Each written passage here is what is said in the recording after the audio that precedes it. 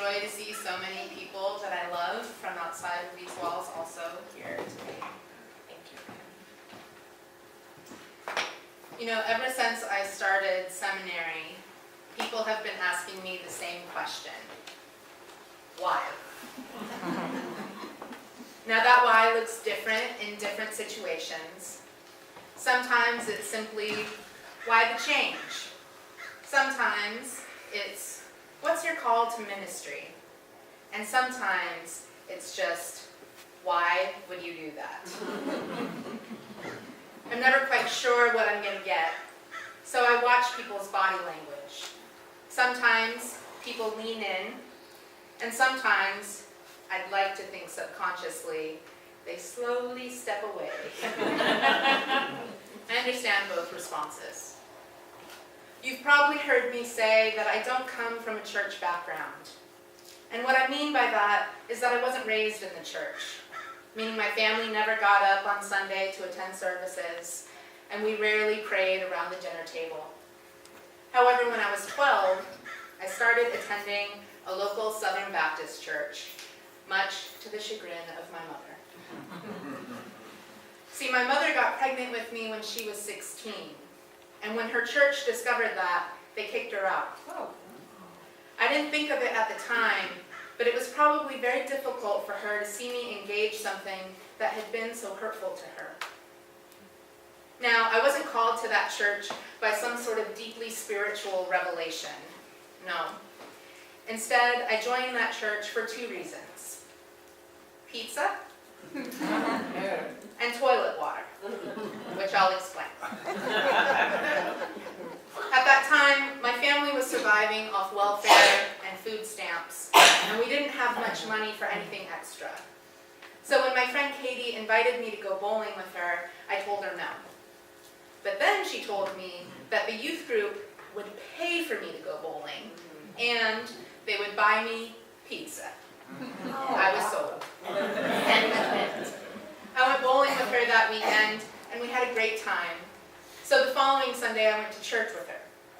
I went because I was curious, but I also went because somehow I felt like my attendance was actually how I was expected to pay for the pizza that I ate on Friday. So I sat and I listened to the pastor. He was a charismatic man. He didn't preach from a manuscript. He moved all over the sanctuary as he delivered his sermon, and he had the sweat stains to prove it. Now, that Sunday, he set out 2 glasses of water on the pulpit. He said to imagine that this one was spring water, and this one was toilet water. Then he asked which we would choose to be. Everyone in the congregation said, spring water, please. Then he took some of what he had called the toilet water and poured it into the spring water and said, now which would you choose? They're both toilet water now. Nobody wanted to be either. He went on to explain that the spring water symbolized those who had been saved, and the toilet water was those who were lost. He was using the metaphor to explain how dangerous it was to associate with people who were lost, and how easily we could be tainted by sin. As I listened, I sat next to my best friend, Katie. She'd gotten saved earlier that year, and all of a sudden I realized that in this scenario, I was the toilet water, and she was the spring water. Now, I loved her, and I cared about her, and I didn't want to hurt her. And I realized that each moment I sat next to her, I was infecting her. So that day, I got up, and I got saved. I spent the next 3 years in that church, sometimes going up to 5 times a week. But in my heart, I could never really understand the distinction between lost and saved. And I couldn't quite get what exactly it was that I was supposed to be so afraid of. After all, weren't we all children of God?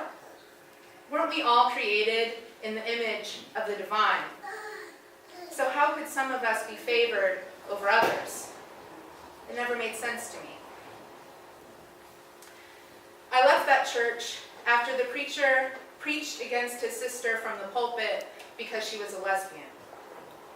He told the congregation about how she brought gifts for his children and how he'd refused them. He had turned her away. He didn't allow her in his home, and when she asked to come to church, she was told that she wasn't welcome. He spoke about turning her away with such pride, as if the callousness he showed his sister somehow represented the love of God.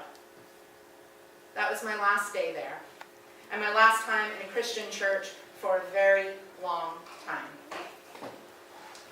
I didn't know yet that I was gay, or queer as I prefer to call myself, but I did know that denying people access to family, community, and church because of who they were was not only hypocritical, but harmful. See, even when I was going to church 5 times a week, I was still listening to heavy metal and staying out way too late. This, for me, wasn't a contradiction. And while I was friends with all sorts of people in high school, the people who were often closest to my heart were the kids that other people called bad. They were the kids who went to rehab or juvenile detention for the first time in middle school. They were also the people who loved me ferociously, taught me the meaning of loyalty, and always showed up when I needed them. In many ways, the love and devotion that we shared with one another was more Christian than anything I'd ever experienced in a church. Our love was unconditional and without judgment. In fact, it was out of love for them that at the age of 14, I became a community organizer. See, I come from a smallish town in Ohio, where town meetings actually hold the possibility of creating change. So one month, I went to the local town hall meeting. And I went to call the adults in the room to task for how they treated the youth in the city. Earlier in the week, I'd seen a friend of mine dragged out of the high school in handcuffs because they were having a mental health crisis. This was what happened to kids who were too difficult to deal with. They went to juvenile detention, or Oakview, the local psychiatric hospital, or sometimes to the alternative school held just outside city limits. Anywhere they could be out of sight. Anywhere they wouldn't taint the rest of us. Toilet water, spring water. Like I said, I wasn't raised in the church. I was raised by my friends, my community, people who understood survival and poverty and loss. I was raised by people who had to fight for their own dignity. I was raised by those who were called unsightly, unclean, and too complicated. And it was through them that I learned the meaning of grace. I was one of them, so they did not taint me, they taught me. Amen. Now often, when people ask new seminarians or pastors about their journey, they ask when they first heard their call. It's sort of an intimidating notion, as if I was supposed to have some grand revelation where God made the plan of my life known to me. But I don't think that's how it works. I don't think there's any big clap of thunder. Instead, I wonder if our call doesn't come to us in small, quiet moments. Moments when we choose to lean one way instead of another.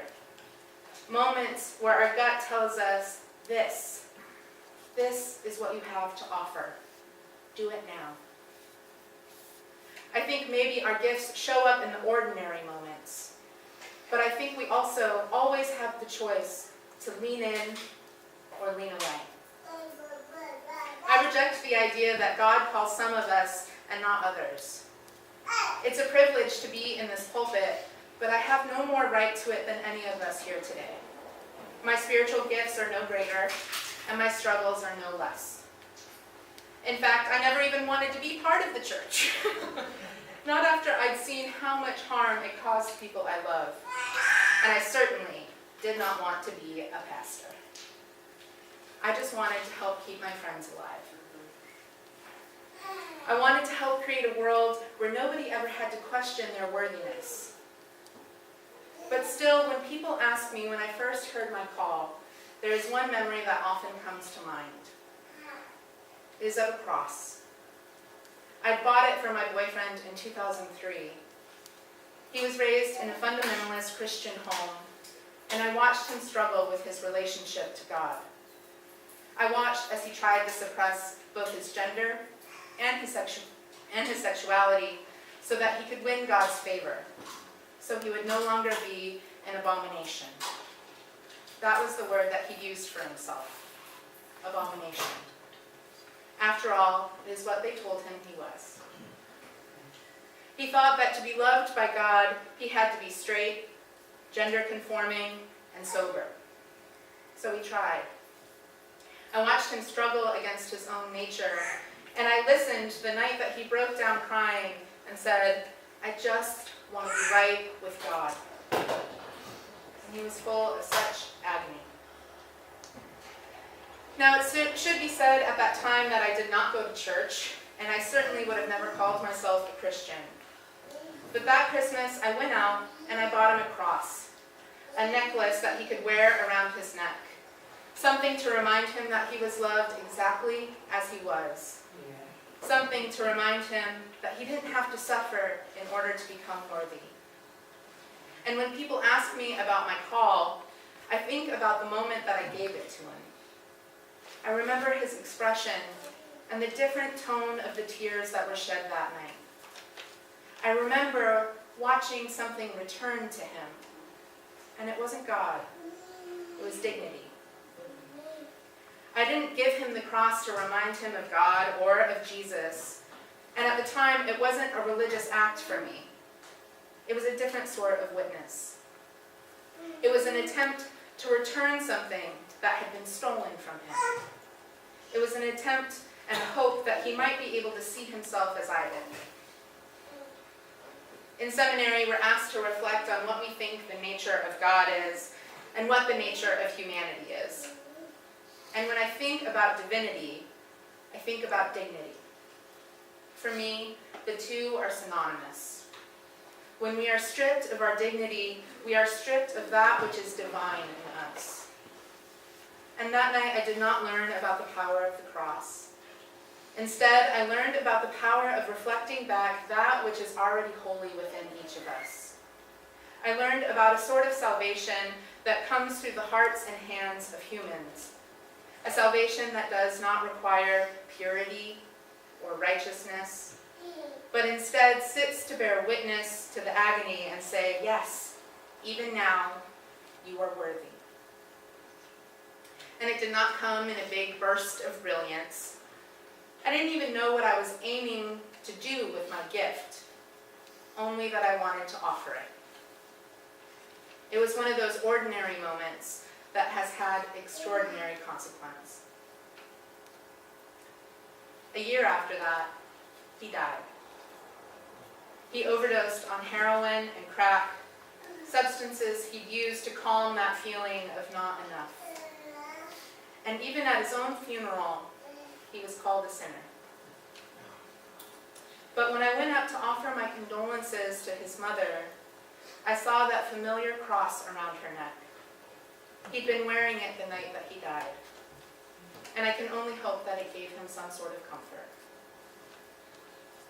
We don't get to decide what comes of our gifts. Maybe we don't even get to decide what they are. But we do get to choose whether we lean in or we lean away. We do get to choose whether or not we treat people with love and dignity, or whether we treat them like a threat. We do get to choose whether or not we grow what is holy inside of us. And we get to know that we never have to make those choices alone. And to that, I say, amen. Amen.